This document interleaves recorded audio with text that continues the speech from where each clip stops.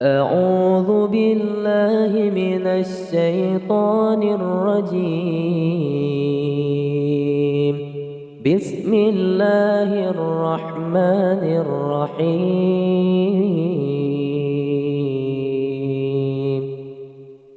الحمد لله نحمده ونستعينه ونستغفره ونعوذ بالله من شرور أنفسنا ومن سيئات أعمالنا من يهد الله فلا مضل له ومن يضلل فلا هادي له وأشهد أن لا إله إلا الله وحده لا شريك له وأشهد أن محمدا عبده ورسوله أرسله بالحق بشيرا ونذيرا أما بعد فأعوذ بالله من الشيطان الرجيم بسم الله الرحمن الرحيم يوم نقول لجهنم هل امتلأت وتقول هل من مزيد وأزلفت الجنة للمتقين غير بعيد هذا ما توعدون لكل أواب حفيظ من خشي الرحمن بالغيب وجاء بقلب منيب ادخلوها بسلام ذلك يوم الخلود لهم ما يشاءون فيها ولدينا مزيد وكم أهلكنا قبلهم من قرن هم أشد منهم بطشا فنقبوا في البلاد هل من محيص إن في ذلك لذكرى لمن كان له قلب أو ألقى السمع وهو شهيد ولقد خلقنا السماوات والأرض وما بينهما في 6 أيام وما مسنا من لغوب فاصبر على ما يقولون وسبح بحمد ربك قبل طلوع الشمس وقبل الغروب ومن الليل فسبحه وأدبار السجود واستمع يوم ينادي المناد من مكان قريب يوم يسمعون الصيحة بالحق ذلك يوم الخروج إنا نحن نحيي ونميت وإلينا المصير يوم تشقق الأرض عنهم صراعا ذلك حشر علينا يسير نحن أعلم بما يقولون وما أنت عليهم بجبار فذكر بالقرآن من يخاف وعيد. بزرگان محترم، ملت اسلامیہ کے نوجوانوں اور پردہ نشین خواتین اسلام، اللہ رب ذوالجلال ہم سب کا تنہا خالق، ہم سب کا تنہا معبود برحق، ہر قسم کی تعریف و توصیف کا، ہر طرح کی حمد و ثنا کا مستحق رب ہے، معبود برحق ہے، جس نے ہم اور آپ کو اس دنیا میں اپنی بندگی کے لیے پیدا فرمایا، اس کی اپنی بندگی کو ہماری اپنی زندگی کا مقصد قرار دیا، اور اسی بندگی پر اس دنیا میں ایک بہتر زندگی دینے کا اور آخرت میں کامیابی اور کامرانی سے نوازنے کا وعدہ فرمایا ہے۔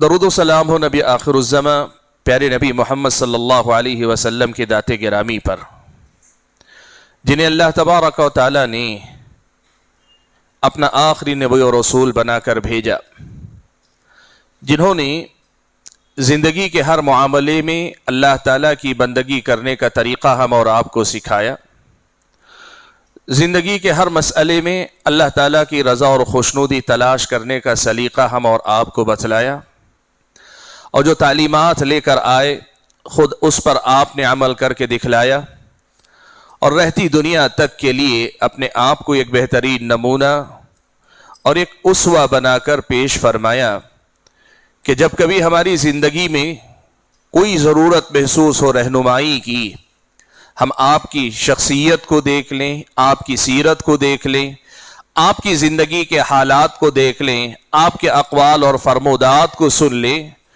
تو وہ ہماری اور آپ کی رہنمائی کے لیے کافی ہو جائیں۔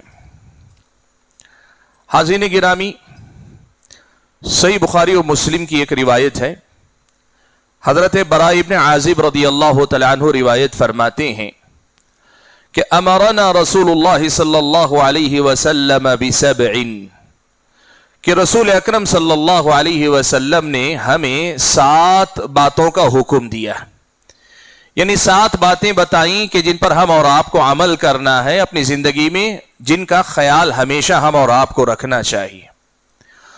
ان 7 باتوں کا تذکرہ کرتے ہوئے حضرت براء بن عازب نے ایک چیز یہ بھی ذکر کی، وَنَصْرِ الْمَظْلُومِ، اللہ کے نبی نے ہم اور آپ کو مظلوم کی مدد کرنے کا بھی حکم دیا ہے۔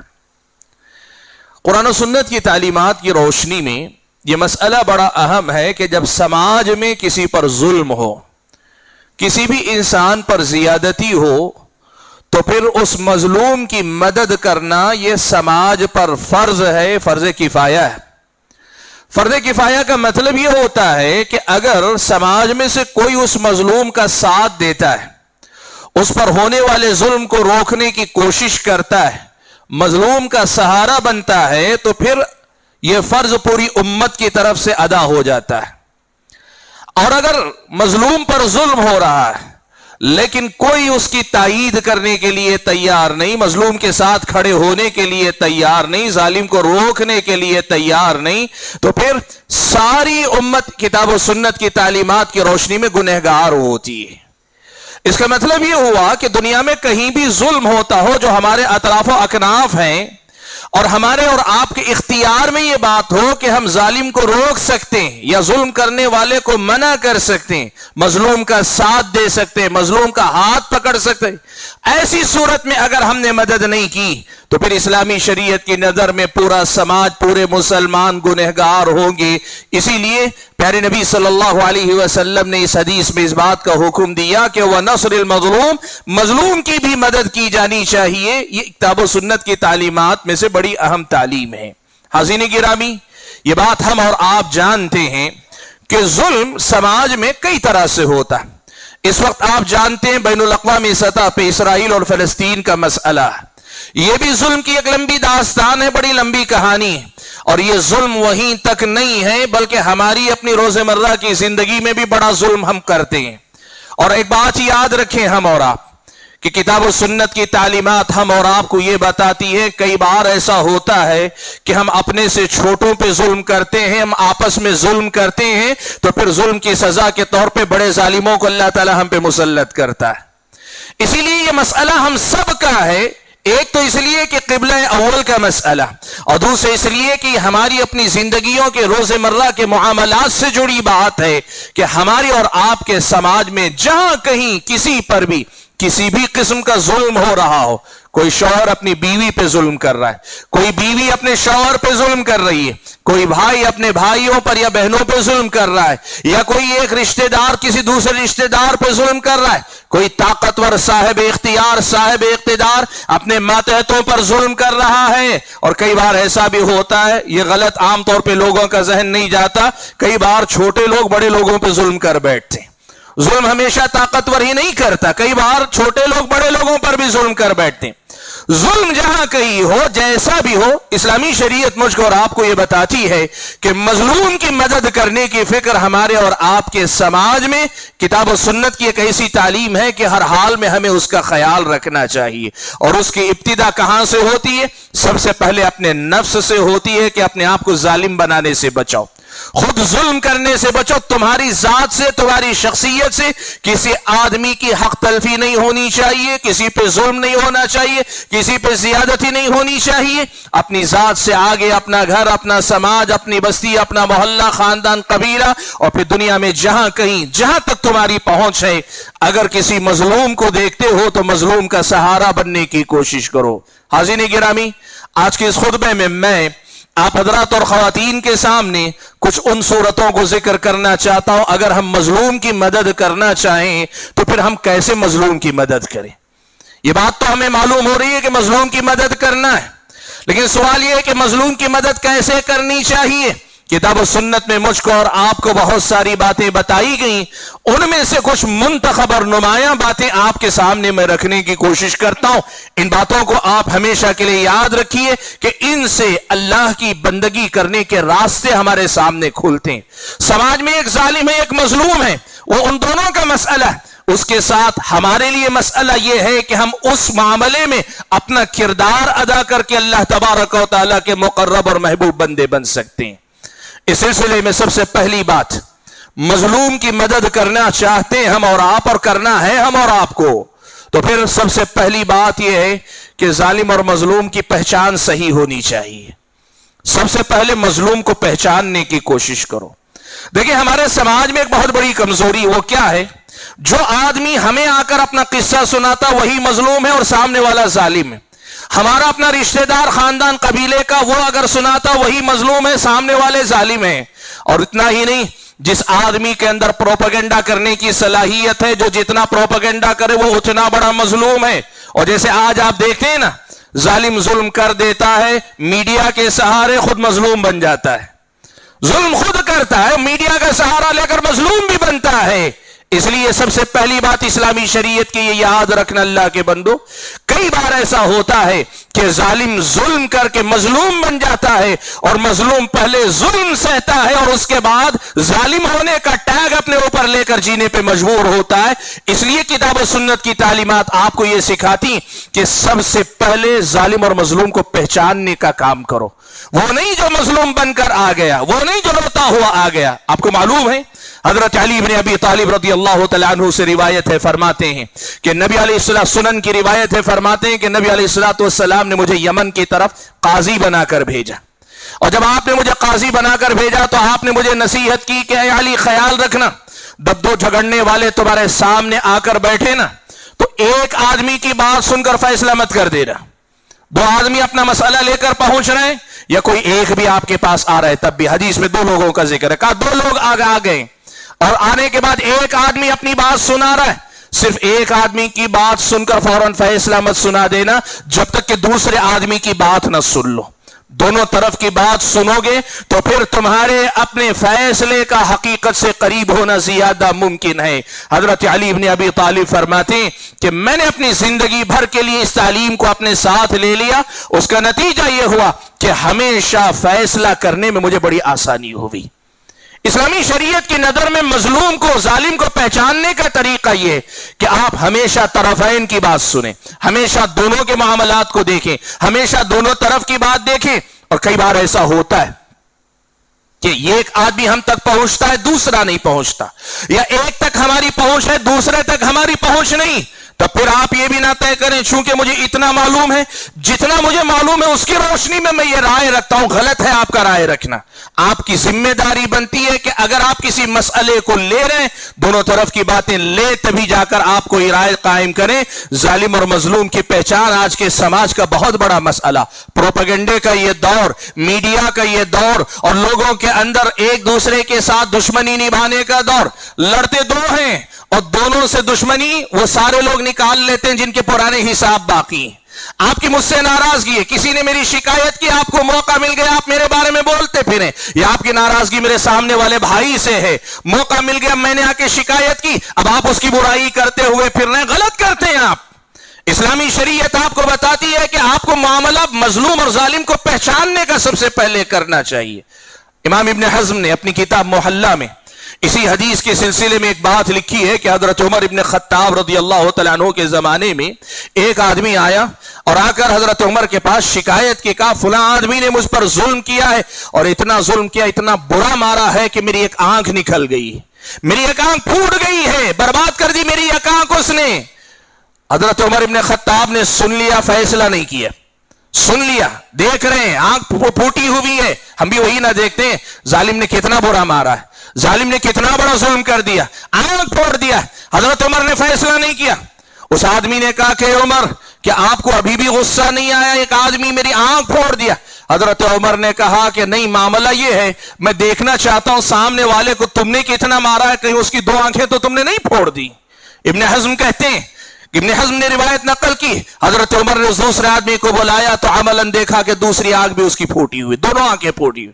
تو ایک آنکھ پھوڑ کر آنے والا آدمی ضروری نہیں کہ وہی مظلوم ہو، سامنے والا اس سے بڑا معاملہ، اس سے بڑا مظلوم ہو سکتا ہے۔ اس لیے مظلوم کی مدد کرنے کے باب میں سب سے پہلی بات یہ ہے کہ ہم اور آپ مظلوم کی صحیح پہچان کریں، مظلوم کی صحیح پہچان کریں۔ پروپیگنڈے کے اس دور میں اور اس دور کے اندر جو باتیں پھیلائی جاتی، سچ کو جھوٹ، جھوٹ کا سچ، اور بڑے بڑے ادارے، بڑے بڑے ملک، بڑے بڑی نیوز ایجنسیاں، سب کے سب آپ اگر یہ دیکھنا چاہیں پتا چلے گا کہ جھوٹ کی تجارت کرتے ہیں۔ سبحان اللہ۔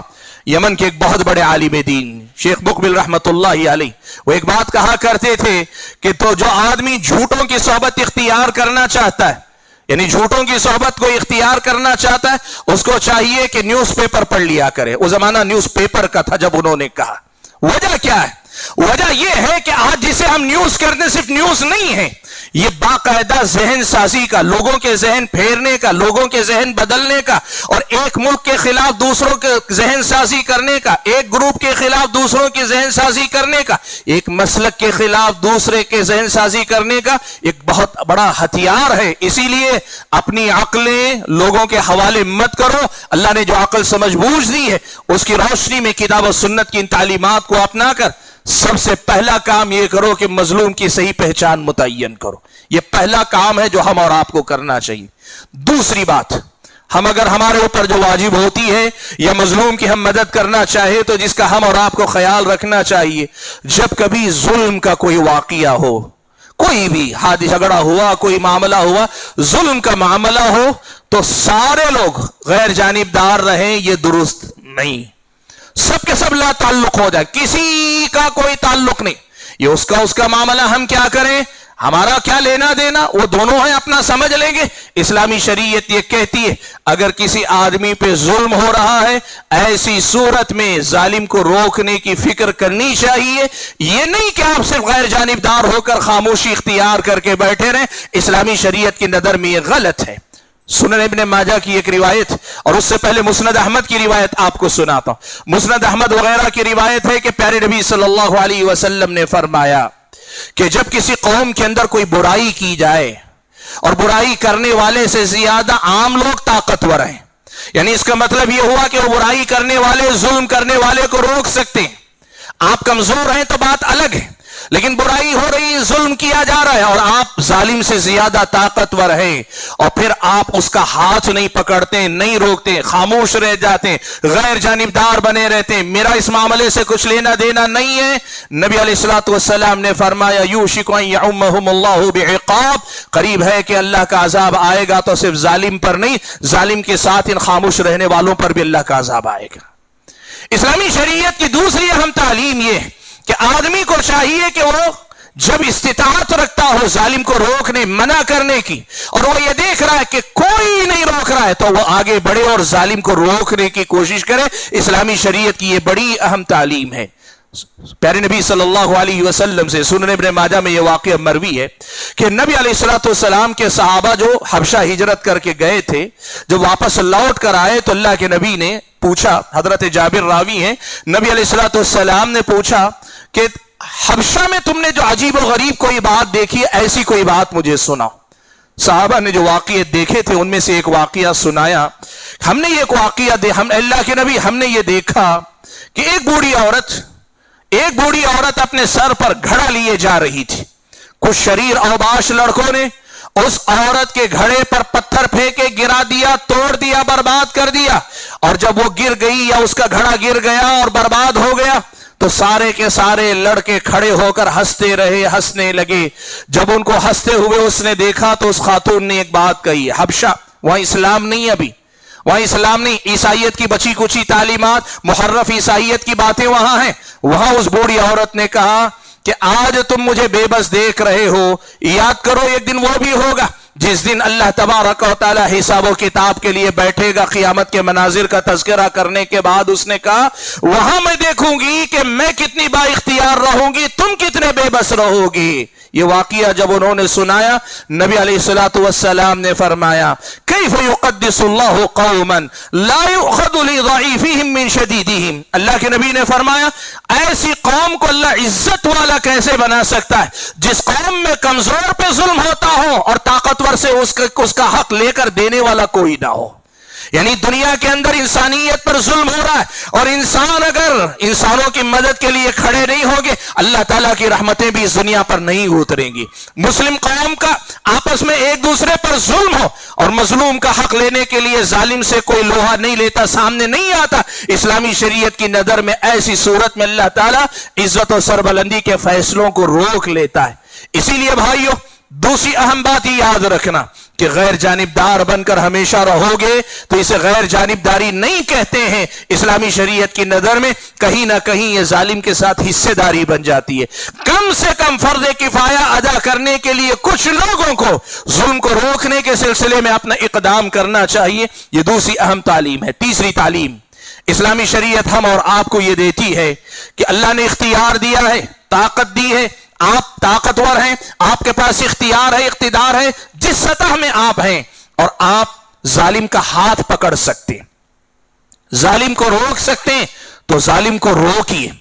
ظلم سے روکنا اسلامی شریعت کی نظر میں یہ تیسرا راستہ ہے جس سے آپ مظلوم کی مدد کر سکتے ہیں۔ روکیں آپ ظالم کو کہ ظلم مت کرو، ہٹو، بچاؤ، دور کرو، لوگوں کو الگ کرو، بتاؤ، کہو کہ نہیں تم یہ نہیں کر سکتے۔ وہ طاقت استعمال کر رہا ہے، وہ زبان استعمال کر رہا ہے، وہ کچھ اور استعمال کر رہا ہے، وہ جس انداز سے بھی ظلم کر رہا ہے اسے روکو، اس کے ظلم سے اپنا اختیار استعمال کرو، اپنی طاقت استعمال کرو۔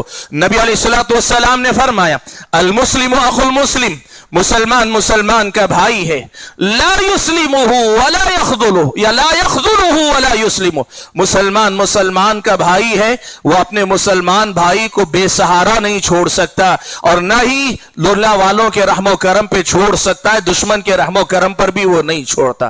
لا یخذلہ، اس کی مدد سے ہاتھ بھی نہیں کھینچ سکتا، ولا یسلمہ، اور نہ ہی دشمن کے رحم و کرم پہ اسے چھوڑ سکتا ہے۔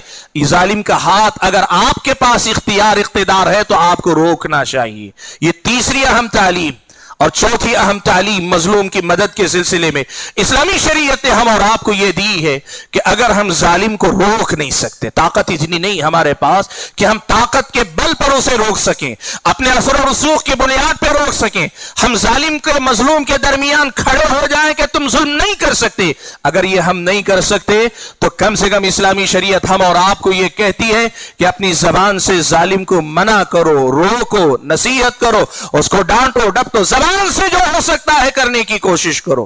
ظالم کو یاد دلاؤ کہ ہمیشہ طاقتور ہی کی نہیں چلتی، ظالم کو یاد دلاؤ کہ یہ بات ہمیشہ تمہارے حق میں نہیں جائے گی، حالات ہمیشہ ایک جیسے نہیں رہتے، اور حالات ہمیشہ ایک ہی آدمی کے فیور میں نہیں ہوا کرتے۔ یاد دلاؤ اس آدمی کو کہ تمہارے یہ والا حالات بدلنے والے ہیں، تمہارے یہ حالات بدلنے والے ہیں، زیادہ دن تک تم طاقتور نہیں رہو گے، ہو سکتا ہے آج تمہیں کنٹرول ہو سکتا ہے آج تمہارے ہاتھ موقع آیا ہو، کل سامنے والے کے ہاتھ میں بھی موقع آ سکتا ہے۔ آج اس کے ساتھ جو معاملہ کر رہے ہو، سوچو کل وہی معاملہ تمہارے ساتھ اگر کرنے پہ آ جائے تم پہ کیا بیٹے گی۔ آج جتنا ظلم تم ایک مظلوم پہ کر رہے ہو، کل مظلوم کے ہاتھ اگر موقع آیا اور اس نے پلٹ کر اپنے تمہارے برابر کا معاملہ کیا، اور عام طور پر برابر کا معاملہ نہیں ہوتا، معاملہ جتنا موقع اتنا فائدہ اٹھایا جاتا ہے، سوچ کر معاملہ کرنا کہ آج ظلم کر رہے ہو، کل اگر مظلوم طاقتور ہو گیا تو پھر ظالم کا کیا ہوگا۔ تمہیں سب سے پہلے اپنے انجام کی فکر کرنی چاہیے، زبان سے روکو، یاد دلاؤ اس آدمی کو، اور اگر وہ نہیں تو پھر کم سے کم آخرت کی یاد دلاؤ کہ یاد رکھو اس دنیا میں اللہ اگر پکڑ نہ کرے، اور اللہ کرتا ہے، اللہ نے یہ بات بیان فرمائی نبی علیہ الصلوۃ والسلام کی زبانی کہ ظلم ایسا گناہ ہے کہ جس کی سزا آخرت سے پہلے اللہ تعالیٰ دنیا میں بھی دیتا ہے۔ تو یہ بات یاد رکھیں کہ اگر اللہ ظلم کی سزا نہیں دے رہا ہے، ظالم کو لگ رہا ہے کہ مجھے کوئی پکڑنے والا نہیں، تو پھر کم سے کم یاد رکھو روز قیامت تمہیں پائی پائی کا حساب دینا ہوگا۔ تمہاری زبان سے نکلنے والا ایک لفظ، تمہاری زبان سے نکلنے والا ایک کلمہ بھی اگر کسی کے حق میں ظلم بن جائے، روز قیامت جب تک حساب نہیں دے لو گے اور حساب میں اپنی نیکیاں نہیں لوٹا دو گے، اور نیکیاں نہیں تو سامنے والے کے گناہ اپنے سر نہیں لے لو گے، روز قیامت چھٹکارا ملنے والا نہیں۔ نبی علیہ الصلوۃ والسلام نے یہاں تک فرمایا کہ یہاں دنیا کے اندر جانور آپس میں لڑتے ہیں، ایک بکری سینگ دار بکری نے بغیر سینگ والے بکرے کو بھی اگر ماری ہوگی سینگ نا، آپ کو معلوم ہے جانوروں کا حساب و کتاب نہیں، انسانوں کا جنوں کا حساب و کتاب، جنت جہنم کے فیصلے، یہ ان کے لیے، انسانوں کے لیے، جنوں کے لیے. لیکن اگر ایک بکری جو سینگ دار ہے، بغیر سینگ والی بکری کو سینگ ماری ہو، نبی علیہ الصلوۃ والسلام نے فرمایا روز قیامت اللہ ان 2 بکریوں کو بھی اٹھائے گا، اور جو مظلوم بکری تھی، بغیر سینگ والی بکری تھی، اس کا حق سینگ مارنے والی بکری سے اللہ دلائے گا، اور دلانے کے بعد ہی اللہ معاملات ختم کرے گا. اللہ تعالیٰ کا روز قیامت کا انصاف اتنا سٹیک، اس قدر زیادہ ٹو دی پوائنٹ ہوگا کہ ذرہ برابر کوئی مظلوم اپنی مظلومیت کے ساتھ محروم نہیں رہے گا، اور ذرہ برابر ظالم اپنے ذرہ برابر ظلم کے ساتھ نجات پانے والا نہیں ہوگا. اس روز قیامت کو یاد دلاؤ. اس امت کا مفلس وہ ہوگا، نبی علیہ الصلوۃ والسلام کے الفاظ میں، جو روز قیامت آئے گا، بڑی نمازیں لے کر آئے گا، بڑے صدقات و خیرات لے کر آئے گا، بڑے روزے لے کر آئے گا، لیکن ظالم ہوگا تو ظلم کے بدلے کے طور پر یہ ساری نیکیاں بھی لوگوں میں بانٹ دے گا، سامنے والوں کے گناہ اپنے سر لے کر جہنم رسید ہوگا. نبی نے فرمایا یہ میری امت کا مفلس ہے. یہ ظالموں کا وہ انجام ہے جو ظالموں کو یاد دلانا جانا چاہیے. اس دنیا کے اندر یاد دلانا چاہیے کہ تم اگر ذرا برابر بھی ظلم کرو گے تو پھر تمہیں یہ یاد رکھنا ہے کہ تمہارا اپنا انجام اتنا برا ہونے والا ہے. یہ چوتھی تعلیم ہے. 5ویں تعلیم مظلوم کی مدد کے سلسلے میں جو ہم اور آپ کو کرنی چاہیے وہ یہ کہ دیکھیے، ایک بات ہم عام طور پہ بھول جاتے ہیں. کئی بار مظلوم اپنی شکایت لے کر آتا ہے، اس کی مظلومیت سن لینا اور اس کے لیے تسلی کے 2 بول بول دینا، ہمدردی کی 2 باتیں کر لینا، یہ خود بھی مظلوم کی بہت بڑی مدد ہے. آپ بہت کچھ نہیں کر سکتے، کم سے کم آپ مظلوم کے ظلم کی داستان سن لیں، تھوڑی سی وقت نکال لیں، اس کی بات سن لیں، اس کی تکلیف سن لیں، اور سن لینے کے بعد آپ کچھ نہیں کر سکتے، کم سے کم ہمدردی کے 2 بول بول دیں. آپ یہ کہیں کہ صبر کر لو، آپ یہ کہیں کہ اللہ آپ کی مدد کرے، آپ کے ساتھ جتنا آپ بتا رہے ہیں لگ رہا ہے آپ کے ساتھ بہت زیادتی ہوئی ہے، اللہ آپ کی مدد کرے. تسلی کے 2 بول بول دیں، بتائیں دنیا میں یہ سب کچھ ہوتا رہتا ہے. آخر آپ یہ بات یاد رکھیں، مظلوم کی بات سن لینا، ہمدردی کے 2 بول بول دینا، یہ خود بھی مظلوم کی بہت بڑی مدد. ہمارے سماج میں یہ بھی نہیں ہوتا. کئی بار تو ایسا ہوتا ہے کہ مظلوم کی بات سننے کے بعد ہمدردی تو دور کی بات ہے، ایک تو خاموشی، پھر اس کے بعد الٹے اس پر ہم تبصرے کرتے. نہیں، آدمی بھلا ہے برا ہے اس سے قطع نظر، جب سامنے اپنی مظلومیت کی داستان لے کر آ رہا ہے، آپ فیصلہ نہیں کر رہے ہیں، فیصلہ مت کریں، فیصلے کے لیے دونوں طرف کی بات سننی، لیکن ہمدردی آپ کر سکتے ہیں. وہ اپنے آپ کو اپنا خیر خواہ سمجھ کر آ رہا ہے، آپ خیر خواہی کیجئے، اس کی ہمدردی کے 2 بول بولیے اس کے سامنے. یہ 5ویں بات ہے جس کا ہم اور آپ کو خیال رکھنا چاہیے. 6ٹھی بات، اگر آپ کے اندر طاقت نہ بھی ہو لیکن اتنی ہمت ہے کہ آپ ظالم سے جا کر مطالبہ کر سکتے ہیں کہ مظلوم کا حق دے دے، مظلوم کو اس کا حق واپس کر دے، تو ظلم نہ کر، حقدار کو حق ادا کر دے. اگر آپ آگے جا کر بات کر سکتے ہیں، لڑنا ضروری نہیں، یعنی مظلوم کی مدد کا مطلب ظالم سے لڑنا ضروری نہیں، لڑے بغیر بھی آپ مظلوم کے حق کا مطالبہ کر سکتے ہیں. آپ کیجئے کہ یہ بھی ایک طریقہ ہے مظلوم کی مدد کرنے کا. پیارے نبی صلی اللہ علیہ وسلم کی سیرت کا ایک واقعہ آپ کو بتاتا ہوں.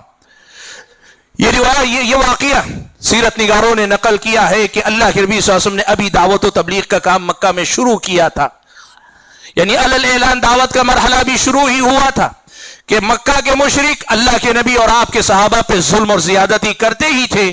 ہوا یہ کہ باہر سے ایک بدو آدمی اپنی کچھ تجارت کا سامان لے کر آیا. ابو جہل نے وہ سامان خرید لیا، مول تول کیا، اور سامان لینے کے بعد جب قیمت دینے کی بات آئی، ابو جہل نے کہا نہیں دوں گا، جاؤ کیا کر سکتے ہو. ایسا ہوتا ہے نا ہمارے سماج میں بھی، طاقتور لوگ کمزور سے جب معاملہ کرتے ہیں سمجھتے ہیں کمزور کہیں بھی جائے گا، میرے اپنے لوگ ہیں، میں سب سے معاملہ سنبھال لوں گا. دم جم کر آدمی کہتا ہے جاؤ جہاں جا سکتے ہو میں دیکھ لوں گا. وہی بات ابو جہل نے کہا جاؤ جہاں جا سکتے ہو میں نہیں دینے والا. اب وہ مظلوم بیچارہ پریشان ہو کر آیا مسجد حرام میں، قریش کے لوگ بیٹھے ہوئے تھے، ان سے کہنے لگا کہ میرا حق ابو جہل نے لے لیا، سامان خرید لیا، قیمت دے نہیں رہا ہے اور میری قیمت دینے سے منع کر رہا ہے، آپ لوگوں سے درخواست ہے کہ میرا مال دلا دیں. اب یہ ظالم خود بھی جانتے ہیں انہی میں سے ہے نا. یہ ہمارے سماج میں جہاں جہالت ہوتی ہے، جاہلیت جہاں ہوتی ہے، یہی ہوتا ہے. بڑے اگر ظلم کرے تو سارے بڑے ایک ساتھ ہو جاتے ہیں. یہی ان مشرکوں نے کیا کیا پتہ ہے آپ کو؟ ان ظالموں نے ایک موقع یہ کیا، ایک تو مدد نہیں کی، اس کے علاوہ اللہ کے نبی مسجد حرام ہی میں بیٹھے ہوئے تھے اس طرف، انہوں نے وہ کہا ان صاحب کے پاس جاؤ، وہ اللہ کے نبی کا بھی مذاق اڑانا چاہتے ہیں، وہ اللہ کے نبی کا بھی مذاق بنانا چاہتے ہیں. کیوں؟ اس لیے کہ جانتے ہیں کہ ابو جہل تو نبی کو بہت تکلیف دینے میں لگا ہوا ہے. اب محمد کہاں جائیں گے مدد لینے کے لیے؟ اور اگر مدد لینے کے لیے گئے بھی تو ابو جہل کہاں ان کو بخشے گا؟ بڑا اچھا موقع ہے. کہا ایک کام کرو، فلاں صاحب کے پاس جاؤ، وہ جو بیٹھے ہیں وہ تمہاری مدد کریں گے. یہ بھولا آدمی گیا اللہ کے نبی کے پاس. اللہ کے نبی نے پورا ماجرا سنا تو کہا چلو اٹھو. یہ دیکھو، یہ ہوتا ہے مومنانہ کردار، یہ ہوتا ہے نبوی کردار کہ اللہ کے نبی اٹھا، کہا آؤ میرے ساتھ. گئے اور جا کر اللہ کے نبی نے ابو جہل کے دروازے کے سامنے، گھر کے سامنے کھڑے ہو کر دروازہ کھٹکھٹایا. کھٹکھٹانے کے ساتھ دروازہ کھلا. ابو جہل نے دیکھا محمد صلی اللہ علیہ وسلم سامنے کھڑے اور ساتھ میں وہ آدمی کھڑا ہے. اللہ کے نبی نے کہا اس آدمی کا جو حق ہے دے دو. ابو جہل چپ چاپ اندر گیا، پیسہ لایا، دے دیا اور خاموش اندر چلا گیا. مشرکین مکہ نے جب یہ دیکھا کہ محمد اس آدمی کے ساتھ جا رہے ہیں، پیچھے سے ایک آدمی کو بھیجا، جاؤ دیکھو ابو جہل کیا سلوک محمد کے ساتھ کرتا ہے. اس آدمی نے یہ منظر دیکھا، آ کر کہا میں نے بڑی عجیب و غریب بات دیکھی. ابو جہل نے محمد کے دروازہ کھٹکھٹانے کے ساتھ دروازہ کھولا اور اس کا مال اسے دے دیا. تھوڑی دیر بعد ابو جہل آیا. مشرکین نے پوچھا کہ کیا ہوا، یہ کیا ہم سن رہے ہیں کہ تم اتنے کمزور پڑ گئے؟ ابو جہل نے کہا کہ میں تمہیں بتا نہیں سکتا مجھ پہ کیا گزری. محمد نے جب میرا دروازہ کھٹکھٹایا نا، محمد نے جب میرا دروازہ کھٹکھٹایا، جیسے ہی انہوں نے دروازہ کھٹکھٹایا میرے دل میں ایسا رعب بھر گیا، مجھے سمجھ میں ہی نہیں آ رہا تھا کہ میں کیا کروں. اور جب میں نے دروازہ کھولا تو سامنے محمد کھڑے تھے، لیکن ان کے پیچھے سے مجھے ایسے لگا کہ ایک بہت بڑا اونٹ اپنا منہ کھولے ہوئے آگے بڑھ رہا ہے. اگر ذرا بھی دیر کروں گا وہ اونٹ میری کھوپڑی لے لے گا اور مجھے ختم کر دے گا. اسی لیے فوراً گیا اور جا کر میں نے پیسے لا کر لوٹا دیے. سبحان اللہ. بھائیوں، ظالم طاقتور ہوتا ہے اور مظلوم کے ساتھی بظاہر کمزور ہوتے ہیں، لیکن اللہ کی مدد شامل حال ہوتی ہے. آپ اپنے آپ کو کمزور نہ سمجھیں. کچھ نہیں تو آخری حد یہ ہے کہ آپ ظالم سے جا کر یہ کہیں مظلوم کا حق اسے لوٹا دے، مظلوم کا حق اسے لوٹا دے. کم سے کم اتنی بات آپ کریں. یہ اسلامی شریعت مظلوم کی مدد کرنے کا ایک طریقہ بتاتی ہے. یہ چھٹا راستہ ہے. ساتواں طریقہ جس سے ہم مظلوم کی مدد کر سکتے ہیں، اور وہ طریقہ یہ ہے کہ مظلوم کے حق میں دعا کیا کریں. ہم کچھ نہیں کر سکتے تو کم سے کم جو مسبب الاسباب ہے، جس کے ہاتھ میں ساری باتیں ہیں، نفع نقصان کے سارے فیصلے جس کے ہاتھ اور اختیار میں ہیں، اس رب ذوالجلال سے دعا کرے. اللہ کے نبی صلی اللہ علیہ وسلم نے جب مکہ سے ہجرت کر کے اللہ کے نبی آ گئے، مکہ کے مشرکین پیارے نبی صلی اللہ علیہ وسلم پر ایمان لانے والے مسلمانوں کو ستاتے تھے، ان پہ ظلم کیا کرتے تھے. اللہ کے نبی مدد نہیں کر سکتے تھے. اللہ کے نبی نمازوں میں کھڑے ہو کر ان مظلوموں کے حق میں دعا کیا کرتے تھے. آپ صلی اللہ علیہ وسلم نے 70 صحابہ کو شہید کر دیا گیا. قنوت نازلہ پڑھ کر اللہ کے نبی نے اپنے مظلوم صحابہ کے حق میں دعا اور ظالم کے حق میں بد دعا کی. اللہ کے نبی نے صلی اللہ علیہ وسلم نے کمزور مسلمان جن پہ ظلم ڈھایا جاتا تھا ان کی تائید اور نصرت کے لیے اللہ کے نبی نے دعا کی. اللہم انجی الولید ابن الولید، اے اللہ تعالیٰ ولید ابن ولید کو نجات دے دینا، اے اللہ تعالیٰ سلمہ ابن ہشام کو نجات دینا. اللہ کے نبی نے مظلوم کے حق میں دعا کی. یہ بھی ایک راستہ ہے مظلوم کی مدد کرنے کا. اور آج کے اس خطبے میں ایک آخری بات آپ کے سامنے ذکر کر دوں. مظلوم کی ایک بہت بڑی مدد ہے جس کی طرف سے ہم اور آپ اکثر غفلت برتتے ہیں. وہ کیا ہے؟ دیکھیے، کئی بار ایسا ہوتا ہے کہ ایک ظالم مجھ پر ظلم کر رہا ہے، میں مظلوم ہوں. اب اس مظلومیت کی شدت میں مجھے شکایت ظالم سے ہونی چاہیے اور بجا ہے، لیکن کئی بار آدمی ظلم کی شکایت ظالم کے بارے میں کرتے کرتے کئی بار شکایت اللہ کے بارے میں کرنے لگتا ہے، اللہ کو برا بھلا کہنے لگتا ہے، اللہ کے بارے میں غلط زبان استعمال کرنے لگتا ہے. ایسے موقع پہ ہوتا کیا ہے آپ کو معلوم؟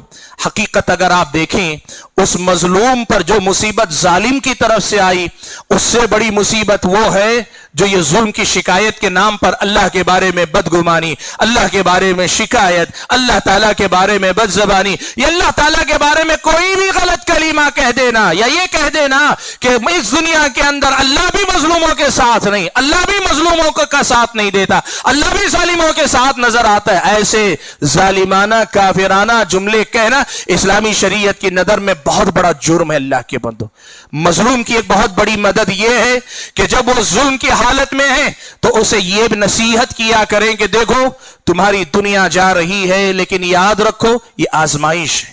اس آزمائش پہ اللہ کے پاس اگر اللہ چاہے گا تو حق دلا دے گا، اگر حق نہ بھی دلائے یہاں سے زیادہ آخرت میں دے گا، اور اللہ تعالیٰ اس پر صبر کرنے پر تمہیں اجر دے گا، اللہ کے پاس تمہیں اجر ملے گا۔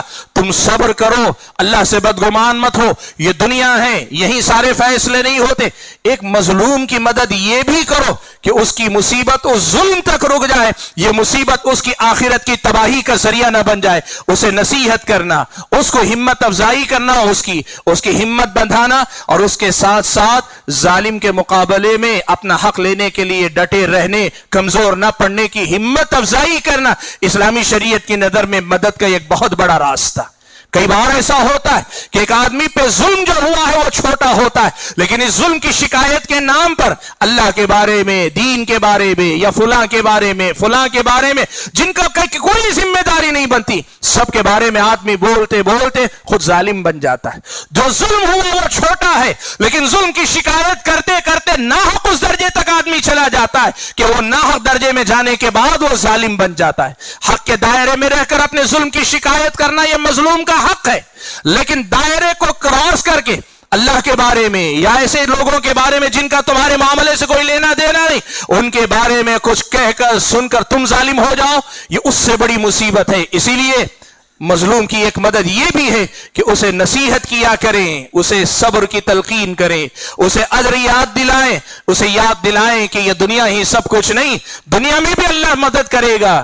دیر ہو سکتی ہے، اندھیر نہیں ہوگا اللہ تعالیٰ کے دربار میں، ہو سکتا ہے تاخیر سے مدد آئے، لیکن اللہ کی مدد آئے گی، اور اگر یہاں نہیں تو آخرت میں تو تمہیں ملے گا ہی ملے گا اللہ کے پاس سے۔ یہ نصیحت، یہ یاد دہانی ایک مظلوم کی بہت بڑی مدد ہے۔ حاضرین گرامی، یہ کچھ 8 راستے، یہ 8 طریقے میں نے آج کے اس خطبہ جمعہ کے لیے منتخب کیے کہ کسی بھی مظلوم کی اگر ہم مدد کرنا چاہیں اپنی اپنی استطاعت کے مطابق ان راستوں سے ہم مظلوم کی مدد کر سکتے ہیں۔ اللہ سے دعا کیجئے کہ اللہ تعالیٰ مجھے، آپ سبھی حضرات اور خواتین کو جو کچھ ہم کہتے اور سنتے ہیں، کہنے اور سننے سے زیادہ اس کو سمجھ کر عمل پیرا ہونے کی توفیق عطا فرمائے۔ اللہ تعالیٰ ہم سب کو ظلم کرنے سے بچا لے، اور جو لوگ مظلوم ہیں اللہ تعالیٰ ہمیں ان کی مدد کرنے کی توفیق عطا فرمائے۔ اللہ تبارک و تعالیٰ فلسطین کے جو مسلمان مظلوم ہیں، مسلسل جن پہ ظلم چلا آ رہا ہے، اللہ ان کی مدد فرمائے، ظالموں کی پکڑ اللہ تعالیٰ کرے۔ اللہ تعالیٰ ہم اور آپ کو اپنے سماج اور معاشرے میں بھی ظلم کرنے سے روکے، ظالموں کے ساتھ کھڑے ہونے سے روک لے، مظلوم کا ساتھ دینے والا بنائے، مظلوموں کو اس کا حق دلانے والا بنائے۔ اللہ تعالیٰ جب تک ہم اور آپ دنیا میں ہیں اس کی بندگی کرنے والا بنا کر رکھے،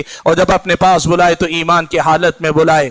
ہم میں سے جو بیمار ہیں ان کو شفا عطا فرمائے، جو پریشان حال ہیں اللہ ان کی پریشانی کو دور فرمائے، جو بیمار ہیں ان کو اللہ تعالیٰ شفا کاملہ عاجلہ نصیب فرمائے، جو قرض دار ہیں ان کی قرض کی ادائیگی کے اسباب مہیا فرمائے، اور جو لوگ کسی بھی مصیبت میں مبتلا ہیں اس مصیبت سے چھٹکارے کا راستہ اللہ تعالیٰ نکال دے۔ اللہ تعالیٰ جان و مال، عزت و آبرو کی حفاظت نصیب فرمائے، اور ان سب سے پہلے اور ان سب کے ساتھ ایمان کی حفاظت نصیب فرمائے۔